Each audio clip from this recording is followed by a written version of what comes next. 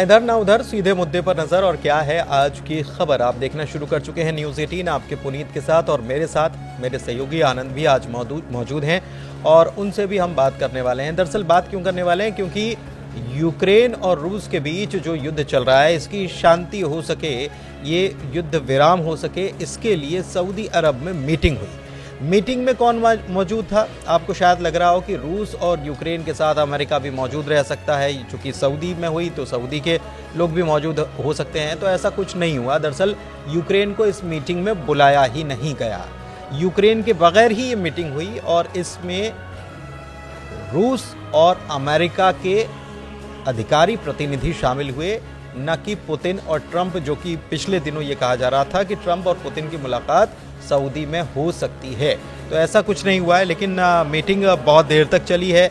Meeting में क्या कुछ हुआ है, ज़ेलेंस्की ने इस मसले पर क्या कुछ कहा है, यूरोपियन यूनियन की तरफ से इस मामले में क्या कुछ सामने आया है, ब्रिटेन के प्रधानमंत्री ने क्या कुछ कहा है, ज़ेलेंस्की ने क्या मूवमेंट अब नया अख्तियार किया है, इन सारे मसलों पर बात करने वाले हैं। तो चलिए आनंद के पास चलते हैं और आनंद से समझते हैं। सबसे पहले मीटिंग के बारे में बताइए आनंद, क्या हुआ है? बिल्कुल, देखिए ये सऊदी अरब में जो बैठक हुई है अमेरिका और रूस की हुई है, इसमें यूक्रेन को शामिल नहीं किया गया है। यूक्रेन इस मीटिंग के पहले चिल्लाता रह गया कि मुझे भी बैठक में शामिल किया जाए, जो भी निर्णय लिया जा रहा है यूक्रेन युद्ध खत्म करने के लिए, उस बैठक में, उस रणनीति में यूक्रेन भी शामिल रहेगा। लेकिन ऐसा कुछ भी नहीं हुआ सऊदी अरब में। सऊदी अरब में ये बैठक हुई रूस और अमेरिका के बीच। रूस के 2 प्रतिनिधित्व थे और अमेरिका के 2 प्रतिनिधित्व थे। ये दोनों लोग 4 लोग की बैठक में करीब 4.5 घंटे बैठक हुई है। इस बैठक में पुतिन और ट्रंप के बीच जो शर्तें रखी गई थी, बातचीत हुई थी, जो फोन पे बातचीत हुई थी, उस शर्तों पर ही चर्चा हुई है। लेकिन अगला जो मीटिंग होने वाला है उसका अभी समय निर्धारित नहीं किया गया है कि अगला जो मीटिंग होगा वो कब होगा। लेकिन इस मीटिंग के बाद से यूक्रेन अभी बहुत ज़्यादा डिस्टर्ब हो चुका है, इसलिए क्योंकि यूक्रेन जो है शुरू से चिल्ला रहा था कि भाई मीटिंग में मुझे शामिल करिए, लेकिन अमेरिका ऐसा एक भी मौका नहीं दिया, या फिर यूक्रेन से एक बार पूछा भी नहीं कि भाई मैं रूस में मीटिंग करने, सऊदी अरब में मीटिंग करने जा रहा हूँ। तो ऐसा कुछ यही तो है कि यूक्रेन और रूस के बीच वॉर चल रहा है और इसमें जो शांति समझौते पर बात हो रही है, अमेरिका रूस से अलग बात कर रहा है। यूक्रेन से जो बात हुई है, माना जा रहा है कि हमने जो पिछली बातें की थी, क्या ट्रंप ये कहना चाह रहे हैं कि हमने जो पिछली बातें की थी हम उसे ही मानकर चल रहे हैं और हम बात कर लेंगे रूस से? बिल्कुल, ट्रंप देखिए शुरू से ही स्पष्ट है, जब से आए हुए हैं 20 जनवरी से वो एकदम एक्शन मोड में है। और लगातार आप देख रहे हैं, रूस यूक्रेन हो चाहे इजराइल हमास हो, दोनों पर एकदम नज़र बनाए रखे हुए हैं। और रूस यूक्रेन वाले पे तो बहुत ज़्यादा एक्शन नहीं, लेकिन ये एक चीज़ मैं आनंद, ये कुछ चीज़ें समझ में इसलिए नहीं आती हैं क्योंकि कई सारी बात ऐसी होती है जो ट्रंप कह तो देते हैं, लेकिन बाद में होता उसका कुछ अलग ही है। ट्रंप कहते हैं कि हम सऊदी अरब में वो खुद मिलेंगे, पुतिन से मिलेंगे, बात करेंगे। बिल्कुल वो ट्रंप ये कहते हैं। फिर बाद में सऊदी अरब में मुलाकात तो होती है, लेकिन रूस के प्रतिनिधि मौजूद रहते हैं, पुतिन मौजूद नहीं रहते हैं और ना ट्रंप भी खुद मौजूद नहीं रहते। हमें लग रहा है कि देखिए वो नाटो को भाप रहे हैं ट्रंप, इसलिए क्योंकि देखिए नाटो में शामिल होना चाहता है यूक्रेन, और ट्रंप भी साफ बोल दिए कि यूक्रेन अब नाटो में नहीं शामिल होगा। अब नाटो की जो यूरोपीय जो देश नहीं, लेकिन यूरोपियन यूनियन जो है, यूरोपीय देश जो हैं, उनको भी सबसे बड़ी बात यह है कि यूक्रेन ऐसा मसला है जिसका फैसला केवल अमेरिका तो नहीं कर सकता। उसके लिए यूरोपियन यूनियन और तमाम यूरोपीय देश जो हैं उनको भी कॉन्फिडेंस में लेना पड़ेगा, यूक्रेन को भी कॉन्फिडेंस में लेना पड़ेगा, लेकिन ये ऐसे कॉन्फिडेंस में लेते दिखाई नहीं दे रहे हैं। बिल्कुल, अमेरिका बिल्कुल अलग राह पर। सबसे बड़ी बात यह है कि ज़ेलेंस्की ये कहते हैं कि यूरोपियन यूनियन या यूरोपियन देश जो हैं उनको साथ में लीजिए, हमको साथ में लीजिए, बात करिए, लेकिन अमेरिका रशिया से अकेले बात कर लेता है। बिल्कुल, देखिए यही तो जब पुतिन से बात हुई थी ट्रंप की, तो 90 मिनट की बात हुई थी। इस बातचीत के दौरान यूक्रेन से भी ट्रंप ने बात किया था, लेकिन अभी जो ज़ेलेंस्की का बयान आ रहा है वो अमेरिका विरोधी आ रहा है बयान। उनका कहना है कि अगर अमेरिका साथ नहीं देगा तो बाकी जो नाटो देश है वो मेरे साथ हैं और अभी भी युद्ध हम लड़ेंगे, वो जैसे लड़ते आ रहे हैं। ऐसा लगता है कि साधने का काम चल रहा है। तो ये एक तरीके से जो सिनेरियो बन रहा है वो नज़र कैसा आ रहा है, वो ऐसा आ रहा है कि अमेरिका रूस को साधने का काम कर रहा है, रूस को अपनी तरफ लेने की कोशिश कर रहा है और समझाने की कोशिश कर रहा है कि हम युद्ध रुकवाते हैं, आपकी मांगों को मान लिया जाएगा। जो सिनेरियो नज़र आ रहा है वो मैं बता रहा हूँ, अंदर जो बात चल रही है उसकी बात तो ना की जाए, लेकिन दूसरी तरफ ऐसा लगता है कि ज़ेलेंस्की जो है उन्होंने साध लिया है बाकी के नाटो देश जो बाकी नाटो देश देखिए तुर्की भी गए, अभी का अपडेट भी बता देते हैं कि तुर्की पहुंचे हुए हैं और अर्दवान से मुलाकात वो कर रहे हैं, और तुर्की जो है वो नाटो का सदस्य देश है। इससे पहले उन्होंने यूएई में भी दौरा किया था। हाँ, व्लादिमीर ज़ेलेंस्की ट्रंप के बयान के बाद वो यूएई भी गए थे, वहाँ पर मुलाकात किए थे नेताओं से। लेकिन अभी जो इस सब बीच आ रहा है, एक बयान और आ रहा है कि यूक्रेन की धरती पर ब्रिटेन की सेना उतरेगी। ऐसा इसलिए बोला जा रहा है कि यूक्रेन जो है, ब्रिटेन जो है वो यूक्रेन का अभी भी साथ दे रहा है। हालांकि नाटो के जो और सदस्य वो साथ अभी भी साथ में खड़े हैं, ऐसा नहीं है। ब्रिटेन के प्रधानमंत्री लेकिन ये कह रहे हैं कि अगर जैसे शांति की बात हो जाती, शांति समझौता हो जाता है, तो फिर वो सुरक्षा की गारंटी जिसका जिक्र करते हैं यूक्रेन के राष्ट्रपति वोलोदिमीर ज़ेलेंस्की की, हमारी सुरक्षा की गारंटी का क्या? तो ब्रिटेन के प्रधानमंत्री कीर स्मिथ की तरफ से ये कहा गया है कि हम अपनी सेना भेजने के लिए तैयार हैं, और लेकिन ये लड़ने के लिए नहीं भेज रहे हैं, शांति जो अभी जो शांत माहौल करने के लिए, मतलब वो अगर शांति स्थापित हो जाती है तो वहाँ पर सुरक्षा के लिए मैं ब्रिटेन ने बोला है कि मैं वहाँ पे अपनी सेना खड़ा कर दूंगा अगर यूक्रेन चाहेगा तो। बिल्कुल, और उसके साथ साथ अब फ्रांस भी साथ में आ रहा है। हाँ, सबसे बड़ी बात यह है कि ये जो मीटिंग जिसका जिक्र आप कर रहे हैं, मीटिंग आज एक तो सऊदी में हुई और 4.5 घंटे के आसपास की मीटिंग हुई। इसमें क्या कुछ हुआ ये भी हम आपको बताते हैं, लेकिन इसके पहले भी एक मीटिंग हुई, और वो मीटिंग हुई एक दिन पहले फ्रांस में, पेरिस में, और ये इमैनुअल मैक्रो ने ये मीटिंग बुलाई थी। बिल्कुल, क्यों बुलाई ये मीटिंग, क्यों बुलानी पड़ गई? देखिए, ये क्या है कि ट्रंप अभी अपनी मनमानी कर रहे हैं। उनका, ट्रंप का कहना है कि यूक्रेन युद्ध जो है वो खत्म होना चाहिए, लगभग 3 साल होने वाले हैं। तो उससे यूरोपीय जो देश है ना, उनके में खलबली मची हुई। क्यों? क्योंकि ट्रंप किसी का सुन ही नहीं रहे हैं, और वैसे भी नाटो से वो खफा चल रहे हैं। खफा इसलिए क्योंकि वो नाटो का एक, वो तो कह रहे हैं कि हम तो निकलने के लिए भी तैयार है, लेकिन मुझे लगता नहीं है कि वो निकलने के लिए तैयार है, बल्कि ऐसा लगता है कि वो भांप रहे हैं, या अमेरिका दरअसल नाटो की एक बहुत बड़ा संगठन है, और इसकी खर्चे पानी जो है, अगर सामान्य भाषा में बोला जाए तो खर्चा पानी निपटाने का काम जो है अमेरिका सबसे ज़्यादा करता है, और अमेरिका चाहता है कि उसके ऊपर जितना भी बर्डन है वो कम हो जाए। बिल्कुल, इसलिए शायद वो ऐसा करने की कोशिश करता हुआ नजर आ रहा है। देखिए, यही तो अमेरिका शुरू से ही लगभग 3 साल होने वाले हैं, और फ्रंट पर अमेरिका खेल रहा था यूक्रेन के साथ, है ना। और चाहे वो हथियार हो, चाहे फिर वो खाद्य पदार्थ हो, सभी चीज में वो मुहैया कराता था जो बाइडन के समय में। लेकिन जब से ट्रंप आए तब से सारी चीजें रोक दी गई है। ऐसा उसने बोल दिया कि भाई हम एकदम, जो विदेश मंत्री है वहाँ के हैं अमेरिका के, उन्होंने साफ बोल दिया कि अब यूक्रेन को कोई भी सहयोग नहीं किया जाएगा, सहयोग नहीं करेंगे। हालांकि रक्षा के तौर पर तो दिए जा रहे हैं हथियार, ऐसा नहीं है कि नहीं एकदम से रोक दिया गया है, लेकिन USAID जो है जिसकी बात करते हैं तो वो उसको बंद कर दिया गया। एक चीज और है जिसका जिक्र आप कर रहे थे कि फ्रांस ने ये बैठक बुलाई। फ्रांस ने बैठक क्यों बुलाई? फ्रांस ने बैठक इसलिए बुलाई क्योंकि फ्रांस को ही पहले से शायद ये मालूम था कि इसमें यूक्रेन को नहीं बुलाने वाले बैठक में, इसमें यूरोपीय देशों को नहीं बुलाने वाले, तो इनके बगैर अगर आप यूक्रेन के भाग्य का फैसला कर रहे हैं तो कैसे कर रहे हैं? हाँ, तो इसलिए तो जो यूरोपीय संघ जो है, यूरोपीय जो देश हैं, वो यही खलबली तो मची हुई है कि यूक्रेन को बिना बुलाए कैसे युद्ध आप खत्म कर सकते हैं। वो साध लिया है दरअसल, बेसिकली क्या है कि साधने का खेल है, और ऐसा लगता है कि ट्रंप कोशिश कर रहे हैं कि ज़ेलेंस्की कहीं ना कहीं दब जाए, थोड़ा नम जाए, लेकिन ऐसा लग नहीं रहा है। ज़ेलेंस्की ने साध रखा है नाटो को, यूरोपियन यूनियन को। यूरोपियन यूनियन की तरफ से भी इस मामले में बयान आ गया है, और कहा है कि सबसे नाटो में शामिल होना, जो यूक्रेन की जिद कह लीजिए, लेकिन ये क्यों कह रहा है यूक्रेन कि नाटो में मुझे शामिल होना है? आनंद, पूरा तो यही बात था ना असल में। दरअसल जिस तरीके से रूस 2014 में कुछ ज़मीन यूक्रेन का हथिया लिया था, तो यूक्रेन का साफ कहना है कि भाई जो रूस की जो दादागिरी चल रही है बॉर्डर पर, उसको ख़त्म करने के लिए वो नाटो में शामिल होना चाह रहा था। नाटो में शामिल हो जाएगा तो उसके साथ 32 देश जो है कि युद्ध लड़ने के लिए तैयार हो जाएंगे। 32 देश हर जो आपदा विपदा आएंगे उसमें खड़े रहेंगे यूक्रेन के साथ।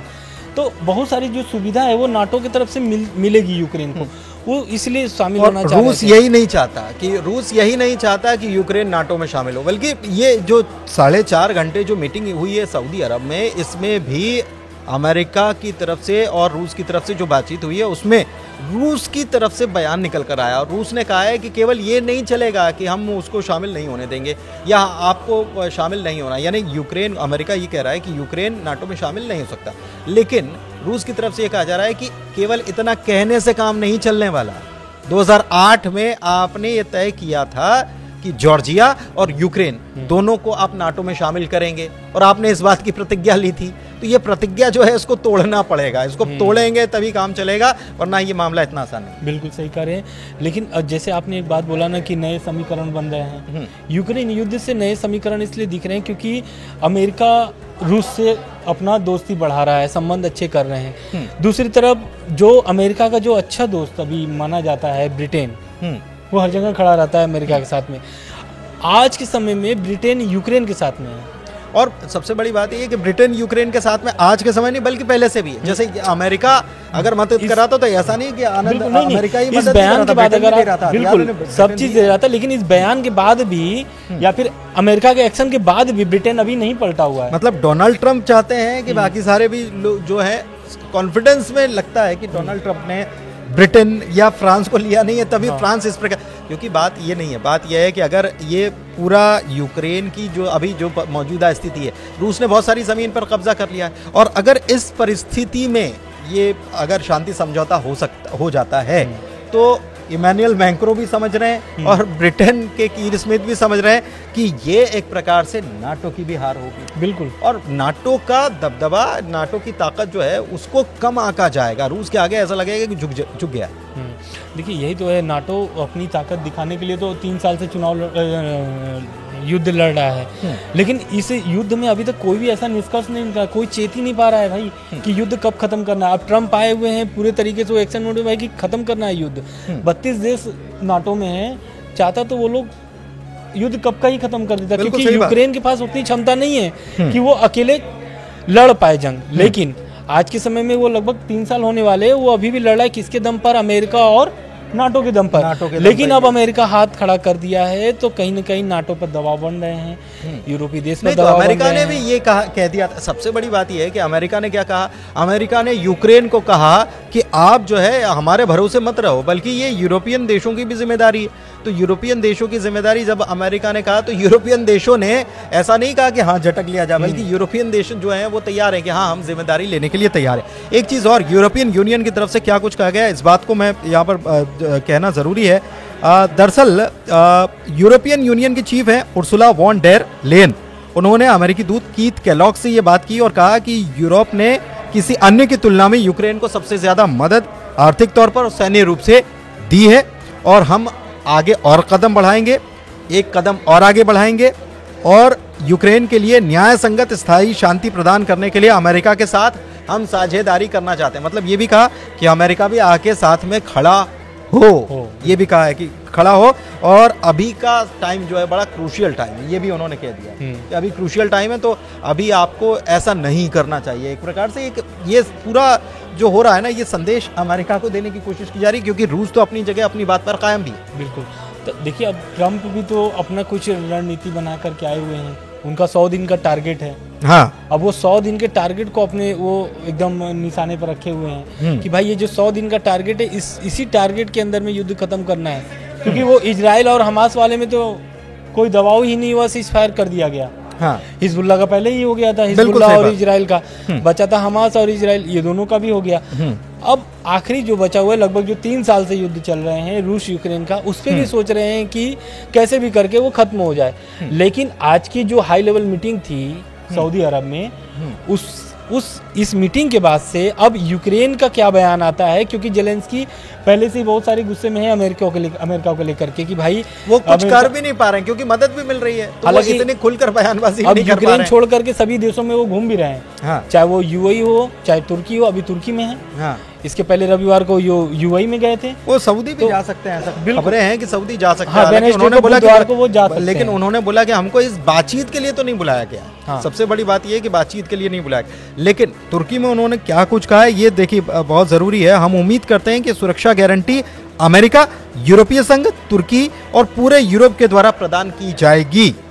हम किसी भी हाल में अपने अस्थायी रूप से कब्जे वाले क्षेत्रों को रूस के हिस्से में मान्यता नहीं देंगे, रूस के रूप में हम मान्यता नहीं देंगे, क्योंकि हमारे इलाके जो हैं उनके ऊपर रूस ने कब्जा कर लिया। तो हम ये नहीं कहेंगे कि रूस ने कब्जा कर लिया तो वो रूस हो गया, वो हमारा हिस्सा है और हम मतलब पहले वाली पोजीशन चाहते हैं। बिल्कुल, देखिए यही तो इस बयान जब ये ट्रम्प ने जब धमकी दी थी कि यूक्रेन कभी भी रूस में शामिल हो सकता है, तो इसके बाद जब यूक्रेन के जो राष्ट्रपति हैं जेलेंस्की, उनका बयान आता है, वो बोलते हैं कि हम जमीन का अदला बदली करने के लिए तैयार हैं। आज का जो इनका बयान है तुर्की वाला, और उससे बयान से तुलना किया जाए तो उनका अभी भी वही मांग है कि भाई जो कब्जे में है रूस के वो मुझे जमीन दीजिए। लेकिन अमेरिका बोलता है कि जो आपका जो लगभग 3 साल से जो युद्ध चल रहा है इसमें जो जमीन गई है वही मिलेगा। 2014 वाला जो बॉर्डर है उस पर मैं कोई बात नहीं करूंगा। परिस्थिति ये बन रही है ना कि अमेरिका के राष्ट्रपति डोनाल्ड ट्रंप और जेलेंस्की दोनों के बीच में ऐसा चल रहा है कि तुम डाल तो हम पात क्योंकि ये ट्रंप की तरफ से ये कहा गया कि वो $500 बिलियन के खनिज जो हैं, खनिज उत्पाद, वो हमको देना चाहिए। तो उन्होंने हाँ ठीक है, कोई प्रॉब्लम नहीं है, कोई दिक्कत नहीं है, आप आ जाओ, ले लो, अच्छा है, आप इन्वेस्ट करो, हमारे लोगों को भी तो यहाँ से रोजगार मिलेगा इससे। अब अगर आप इन्वेस्ट करोगे तो हमारे लोगों को रोजगार मिलेगा और आप भी अपना बिजनेस करिए।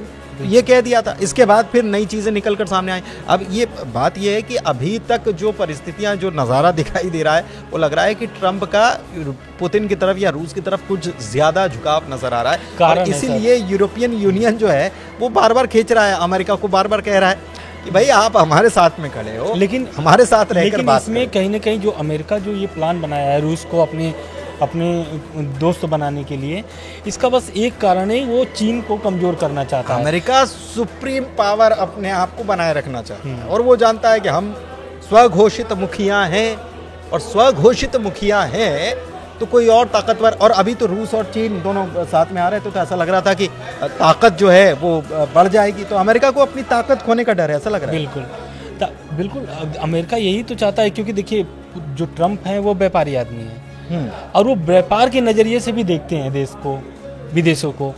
चीन क्या है कि चीन का जो है वो विस्तार नीति है, दूसरा वो व्यापार से कोई भी समझौता नहीं करता है। तो ये सब चीज को देख करके वो ट्रंप चाहते हैं थोड़ा सा उन्होंने चीन को कंट्रोल करने की भी कोशिश की। अभी उसके ऊपर जो उन्होंने व्यापारिक तौर पर जो उसके ऊपर सैंक्शंस लगाए हैं वो तो चीन को भी थोड़ा सा उन्होंने कंट्रोल करने की कोशिश की। हालांकि उसने कह दिया कि भाई अगर आपने ये जो टैरिफ लगाया है, टैरिफ की आप बात जो कर रहे हो, फिर हम अंतर्राष्ट्रीय स्तर पर इस बात को हम इसको चुनौती देंगे कि आप ये क्या कर रहे हैं बिजनेस के मामले में। खैर ये सब चलता रहता है, लेकिन अभी सबसे ज़्यादा फोकस जो है वो रूस यूक्रेन को लेकर जो हालात बन रहे हैं इस पर है। अब देखना होगा कि अभी तो अगली मीटिंग की तारीख तय नहीं हुई है, लेकिन जेलेंस्की अपना दांव चले जा रहे हैं। अब अगला दांव क्या चलते हैं, क्योंकि अभी तो वो तुर्की में मौजूद हैं और वहाँ से एक प्रकार से समर्थन हासिल करने की कोशिश कर रहे हैं। तो आगे उनको क्या समर्थन मिलता रहेगा, यूरोपियन यूनियन क्या ऐसे ही समर्थन देता रहेगा और कौन किसके आगे झुकेगा, ये आने वाले वक्त में पता चलना है। फिलहाल आज की चर्चा में इतना ही। धन्यवाद, नमस्कार।